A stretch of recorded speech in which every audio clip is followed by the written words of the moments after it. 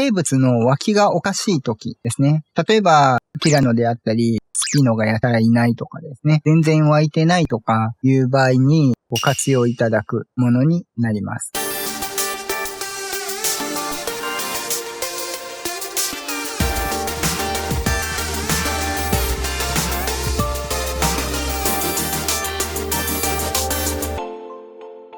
はい、どうもしんです。本日もアークサバイバルエボルブドをやっていきます。本日はですね、アークする上での注意点についてのご紹介です。アーク、オンラインとオフラインとあるんですが、それぞれ共通する部分もあるんですが、異なる部分っていうのもございますので、今回はローカルについてのご紹介となります。後日、オンラインについての注意点もご紹介予定となっておりますので、オンラインでされる場合はそちらをご確認いただければと思います。上がりましたら概要欄の方にリンクも貼っておきますので、そちらから飛んでいただければと思います。アークですね、ローカルで始めるのが他のゲームと違って難しいゲームになっております。結構サーバー設定とか色々あるので、その辺含めてですね、注意点のご紹介となっておりますので、ローカル環境でしようと思っている方、またはオンラインでやってたけど、ローカル環境でもやろうと思っている方など、ローカルを始められるっていう方に関してはですね、一度すべてご確認いただければと思います。今回の内容に関しては自分が経験した部分でもありますし、少し調べた部分でもあるんですけども、書き出してご紹介している部分にはなりますので、抜けている部分っていうのも多々あるかと思いますので、その部分についてはですね、自分が思い出せばコメント欄に追記していくつもりでもありますし、ぜひ有識者からですね、情報をいただければですね、コメント欄にどんどん追記していただければと思います。もちろん言葉で難しい部分あれば後日追加でですね、映像としてご紹介しようかとも思いますので、よろしくお願いいたします。始められる方、見られる方に関してはですね、ぜひこの動画内一旦全部見ていただいて、あとはチャプターで見ていただければと思うんですが、その他にもコメント欄ですね、どんどん時間が経つにつれ増えていくとも思いますので、そちらに関してですね、また疑問点でもいいですし、見ていただくだけでもぜひご一読いただければと思います。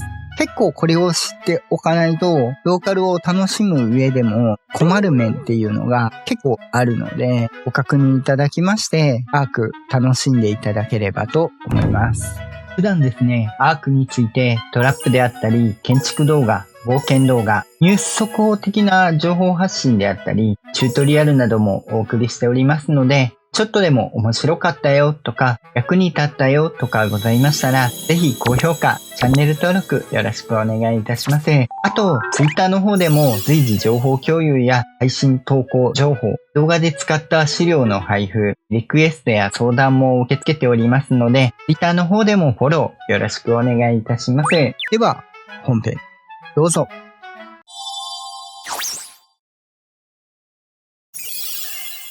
ではですね、まずアーク、ローカル環境に関してなんですが、他のゲームと違ってスタートが難しいです。その原因が、まずスタートとしてサーバーの設定からスタートになるんですね。オプション設定とかももちろんあるんですが、途中で変更もできる部分もあるんですけども、これの初期設定の部分っていうのがですね、フラットになってるだけなので、このままゲームするにはですね、楽しめない設定になってます。なので、設定に関しては以前スタートマニュアルの方でご紹介しておりますので、ご活用いただければと思います。この設定に関しては公式に近い形でですね、普通にアークを楽しめるような設定になっております。あとは慣れてくれば、緩くしたり、きつくしたりしていただければと思いますので、本当の最初、アークを知る上で最後までも楽しめる設定になっておりますので、ぜひご活用いただければと思います。一点この設定に関して追加の部分としてですね、ローカル環境でお友達を呼んでゲームすることもできます。その部分に関してサーバー立てた人からですね、呼ばれた人が離れれる距離っていうのがあります。これも設定で変えれるんですが、設定伸ばすと離れれる距離も増えるんですけども、おそらく重くなります。なので、実際立てるパソコンであったり、プレイステーションのスペックによってですね、調整していただければと思いますので、ご注意いただければと思います。あと、もちろん、ホストプレイヤーが立ち上げている時しかゲームできないんで、注意点ですね。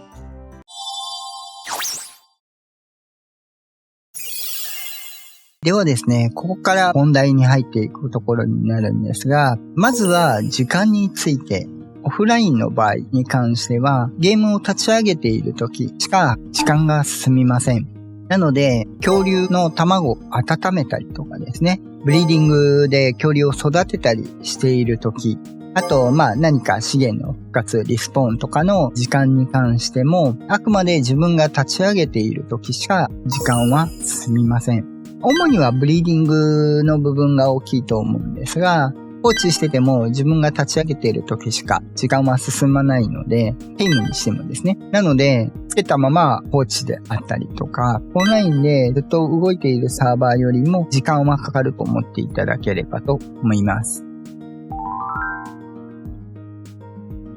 それともう一つなんですが、アークですね。このように資源採取っていう部分もあるんですけども、広いマップ。これはラグナロクですね。移動して読み込まれているっていうところになるんですが、読み込まれているところしか時間は進みません。読み込まれてないところは時間が止まります。これは一応オンラインも一緒なんですけども、オンラインの場合は入っている人が多ければその分マップ内で読み込まれているところっていうのが多くなりますので、その分時間はいろいろ進むっていうことになります。これ何が関わってくるかって言いますと、恐竜厳選したりとかもそうなんですが、ちょっと離れたところでリソースを回収する。多いのは鉄とか黒曜石とかのリソースを回収したりとかあると思うんですけど、例えばこのように離れたところ、金属が集まっているところ、古恐竜とかで飛んできて鉄を採取する。離れた拠点に帰ってきて拠点で鉄を焼くと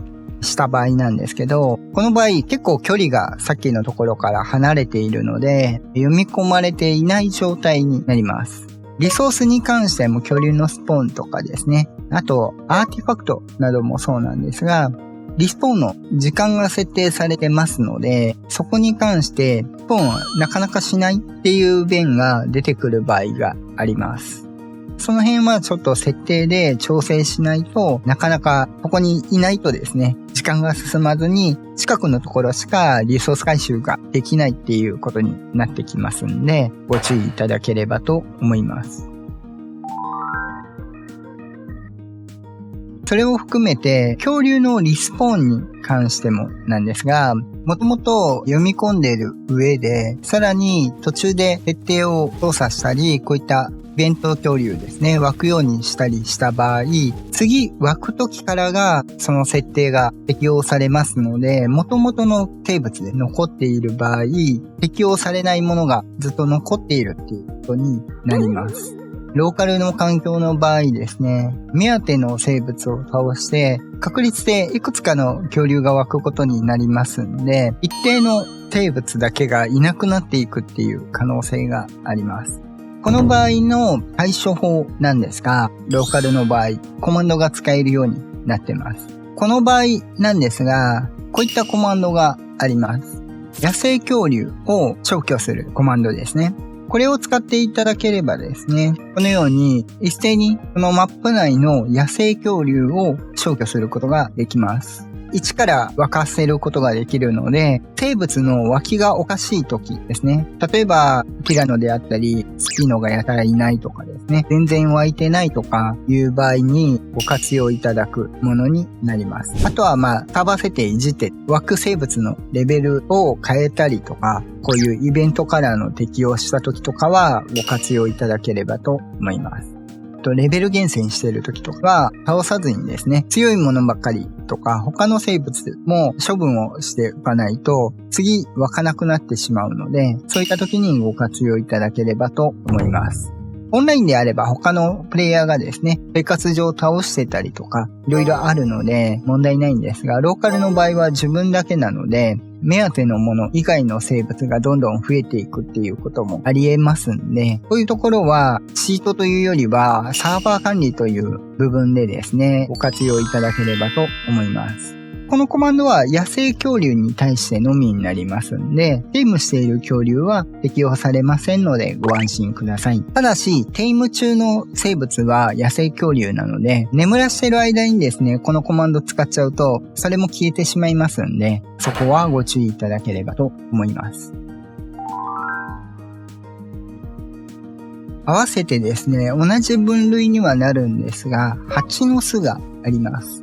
この蜂の巣に関しては、先ほどのワールドディノスでは削除ができません。中身はいなくなるんですけど、蜂の巣は残ります。この場合、次の蜂の巣が湧かなくなってしまうので、そこに関しては、こちらのコマンド、蜂の巣全部消すコマンドを活用いただくと、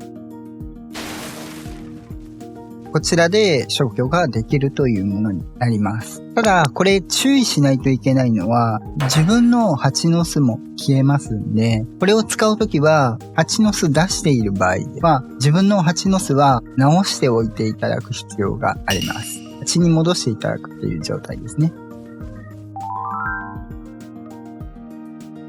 あとですね、同じ時間としてアーティファクトがあると思うんですが、これもレスポンのタイマーがあります。これに関してローカルの場合なんですが、取得してですね、これも読み込み範囲で入ってなければ時間が止まる面ですね。次のアーティファクトが湧かないという事象が起こる場合があります。これに関してはちょっとローカル上どうしようもない面もありますので、ある場所に攻略してですね、湧いてない場合っていうところは、マップによってはバグで湧かないっていう場合もあったりするので、ここに関してもちょっとコマンドを活用いただいてですね、ご対応いただいた方がいいかと思います。実際ゲーム上ですね、攻略はしているので、ある場所まで行ってですね、コマンドで取得していただく分にはですね、いいかと思うので、ご活用いただければと思います。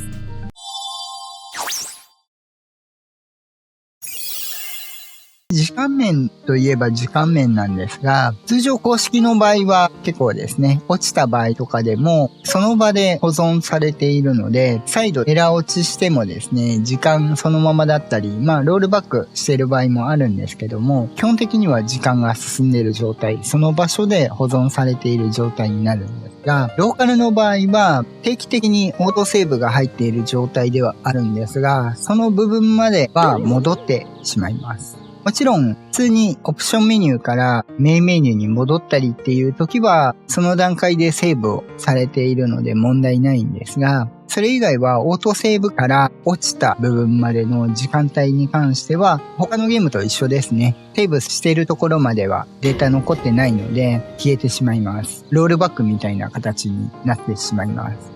例えば、普通にゲームする上でですね、重要な部分、洞窟攻略であったり、何か、建築であったりとかですね、した上でですね、その後何かエラー落ちして戻ってしまうと結構大変だったりするので、その点に関してはですね、セーブコマンドがあるので、そちらもぜひご活用いただければと思います。この辺はチート系のコマンドではなくてですね、実際ローカルをしていく上での管理的な部分のコマンドになっておりますので、この辺は普通にご活用いただければと思います。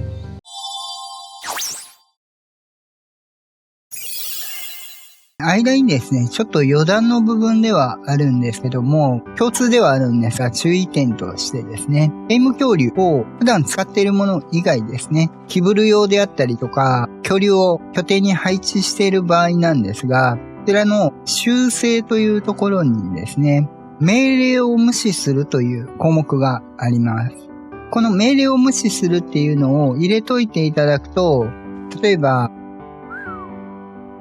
こういうコマンドを置くと、無視する入れてないと、こういう風になるんですね。他の恐竜は無視するにしてなかったので、こういうように拠点に寄ってっちゃって命令を聞こうとしてるんですね。で、後でまた配置し直さないといけないっていうことが起こりますんで、拠点に出して配置する場合に関しては、この命令無視をしておく。もしくは、もう一つですね。アクティブグループ修正というところで、グループ調整ができます。このグループを調整していただくと、ゲームグループのところでですね、選択ができるようになりますんで、グループに選択したものだけに指示を与えることができます。ボス戦の時とかでも使えるものにはなるんですけども、これをしていることによって指示を与えれるグループを分けておけるので、基本的には動かさない距離に関してはですね、無視にしといていただいて、命令する可能性はあるけども、今は反応してほしくないっていうものに関しては、グループ分けでうまいことですね、誤爆して指示出してですね、集合を吹いて拠点がぐちゃぐちゃになるとかを避けれますんで、これも注意点としてご紹介しておきます。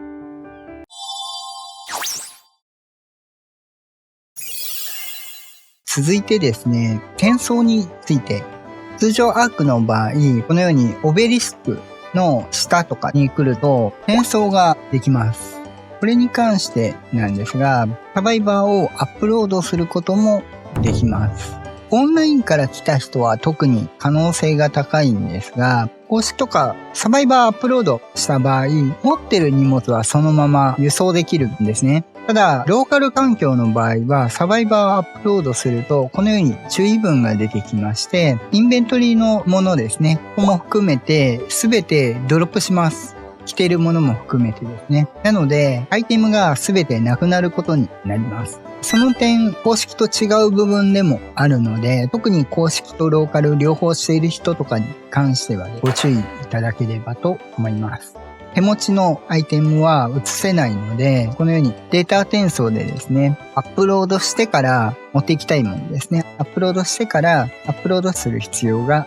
あります。このアップロードに関してですね、公式も特になんですが、ローカル環境でもバグでサバイバーが消失する可能性は多々ありますので、極力は控えていただいた方がいいかと思います。ローカル環境の場合は、以前バグラグの方でもですね、ご紹介してるんですが、バックアップを取っていただいてからしていただいた方が安全です。サバイバーのデータだけを移動させることになりますんで、それぞれですね、ちょっと注意が必要になりますので、ご注意ください。と、それに伴ってなんですが、アセッションのボスイベントに関しては、同じくサバイバーがアップロードされることになります。なので、一回そのマップから抜けることになりますので、昔はですね、ローカル環境でアセッションのボス倒すとですね、サバイバーが消失するというバグがありました。今のところ PC 版ではないんですけど、PS 版でまだそのバグ残ってるのかどうかはちょっとわかんないんですけど、よければコメントいただければと思うんですけども、その辺もちょっとご注意いただければと思います。アセッションに関してもサバイバーのアップロードに関しても消失する可能性はあるので、する場合は極力バックアップを取ってからしていただいた方がいいかと思います。一回これでアップロードしますね。この状態でアップロードされてるんですが、基本的にはアイテムは何も持ってない状態ですね。一応アセッションでアップロードされた場合はアイテム持ってる場合あるんですけども、同じマップに移動するんですが、サバイバーダウンロードを選んでいただいて、今回はここで生まれますね。これでさっき持ってたもの全部ですね、なくして、デフォルトアイテムの部分があるんで、この辺今切ってなかったんで、デフォルトアイテムが入ってるんですけど、こんな感じでさっき持ってたものは全部消失しているということになります。捨てるものも含めてですね。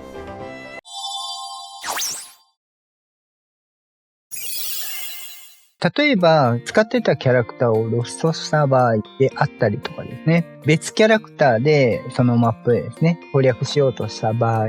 基本的にサバイバーごとにその拠点は作られてます。なので、別のキャラクターで来ると、このように他人の建築物という扱いになります。この場合なんですけど、もちろんですね、そのままでもいいんですけど、例えばキャラロスとしてせっかく作った拠点が使えなくなる、何もできなくなる、集めたものが使えなくなるっていう場合があります。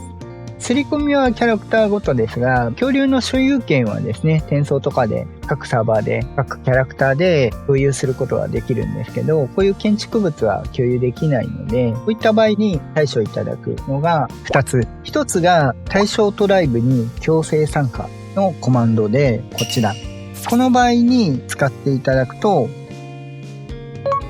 このようにトライブに入れます。トライブ管理見ますと、このようにですね、所有者別の人、同じ名前なんですけどね、3人今トライブにいるよと。これ実際所有者、ロスアイランドともに言えたキャラクターなんで、所有権がですね、この人にあるんですけど、今もう存在しないキャラクターになっちゃってるんですけど、この場合に対処しないといけないのが、一人でやってるんでそんなに問題はないと思うんですけど、この辺の管理がですね、できないっていうところになるので、一応念のためもう一つですね、このコマンドがあります。これを実行していただくと、トライブの管理者に昇格できます。これであれば管理者権限でトライブをいじれることになりますんで、あんまりローカルでトライブいじることも少ないとは思うんですが、一応ご紹介しておきます。基本的にはトライブに強制参加であればですね、なんとかなります。ご活用いただければと思います。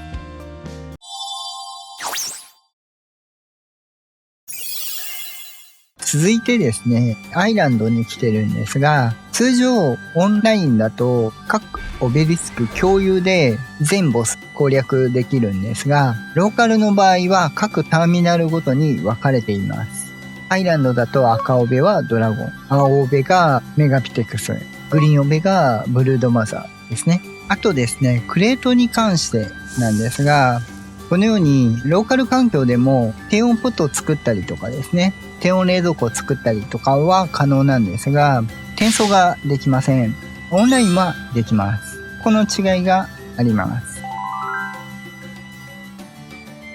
これによってですね、アベレーションの攻略が格段に公式よりも難しくなります。公式であればですね、トランスミッターを解除しておいてくれている人がいたりとかもあるんですが、クレートで転送ができるので、受け取ったりとか、サバイバー転送したりとかもできるんですが、ローカルの場合、アベレーションはそれができません。アベレーションの場合、ターミナルがですね、地上か仮想まで行かないとないので、序盤に使うことができません。もちろんゲームを楽しむ上では問題ないんですけども、何かちょっと立ち寄るとかですね、間違って入ってしまったりとかになると、結構どうにもならなくなってしまうので、もちろん間違ってとかであれば、クリエイティブモードでターミナルあるところまで移動すればですね、転出できたりはするんですけども、探すのも慣れていればいいんですけど、慣れてないと大変だったりするので、公式よりは格段に難しいというところになります。クレートを見つけても、このように低温ポットであったり、冷蔵庫は作れたりするんですが、転送はできませんので、ターミナルまで行かないといけないということになります。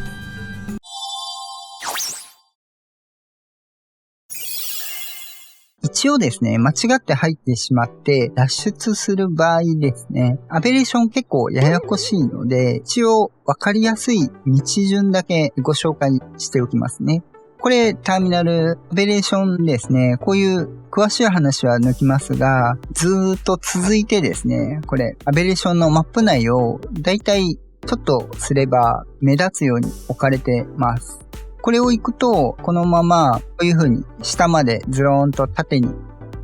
貫いている部分があります。これを下まで降りてきますと、こういう景色になってるんですが、これの一番近いこの青い洞窟というか、入っていただくと、ここにターミナルがあります。なので、もし間違ってアベレーション入ってしまったよっていう人に関しては、ちょっとクリエイティブで飛んでいただいて、この縦に貫いているゲートを目印に降りてきていただければ、ターミナルまでたどり着くことができます。周りちょっとロックドレイクとかいるんですけども、その辺はワールドディノスでですね、デストロイしていただければ、ターミナルから転送することはできるんで、単純にサバイバー出たいっていう時は使っていただいてもいいかもしれません。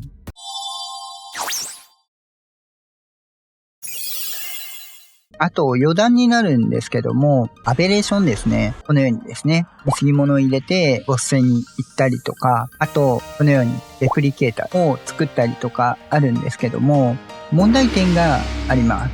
おそらくバグなんですけど、ここにアイテムを入れて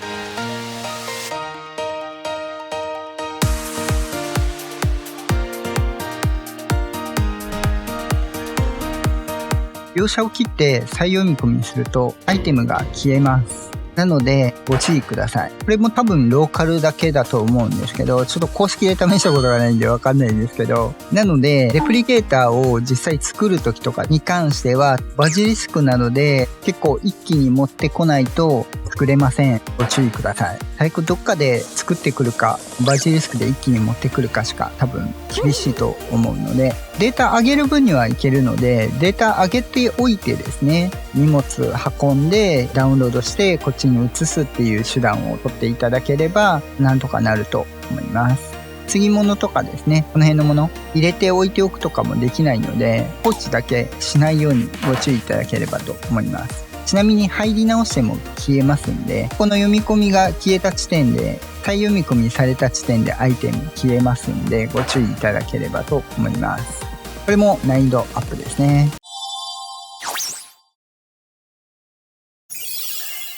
ではいかがでしたでしょうか。本日はですね、アークをする上でのローカルでの注意点のご紹介でした。公式版はまたですね、後日お送りいたしますのでお楽しみにお待ちいただければと思います。今回ご紹介したコマンドに関してはですね、利用としてはパソコン版の場合は F3 押していただければ入力画面出てきますし、 PS 版に関してはですね、オプション画面のところでこのボタンを押していただければオプション画面の上に入力バーが出てきますので、そちらにご入力いただくことになります。ちょっと画像が用意できないので、詳しくは神ゲー攻略さんとかですね、攻略サイトに割と出ていると思うので見ていただければと思います。今回ご紹介したコマンドに関してはですね、概要欄のところに貼っておきますので、パソコン版の人はそのままコピペできるかと思いますので、ご入力だけ大文字小文字とかですね、スペースとかですね、結構厳密に入力しないといけない部分もあったりするので、ものによっては大文字小文字どっちでもいいものもあったりするんですけど、そこだけご注意ください。非公式の場合などに関してはですね、頭に利用コマンドを入れないといけなかったりはするんですけど、ローカルの場合は特に不要なので普通に入れれるようになってますんで、ご入力いただければと思います。実際ですね、ここ知っておかないと普通にゲーム楽しむ上でもですね、アイテム消えてしまったりとか実際ありますし、サバイバーせっかく育てても消えてしまったりとか遭遇してしまうとですね、目も当てられないので、その他にもですね、卵ですね、拾ってきてその辺に置いていたらですね、次の新しい卵が湧かなかったりとか、ビーバーダムですね、セメントだけ抜いて置いておいたらですね、次のビーバーダム湧かないとかですね、そういった部分も有名どころで今回はちょっと省きましたが、注意しないといけない部分にはなりますのでご注意いただければと思います。ではですね、本日は以上となります。普段ですね、アークについてトラップであったり建築動画、冒険動画、ニュース速報的な情報発信であったりチュートリアルなどもお送りしておりますので、ちょっとでも面白かったよとか役に立ったよとかございましたら、ぜひ高評価、チャンネル登録よろしくお願いいたします。あと Twitter の方でも随時情報共有や配信投稿情報、動画で使った資料の配布、リクエストや相談も受け付けておりますので、Twitter の方でもフォローよろしくお願いいたします。また次回お会いいたしましょう。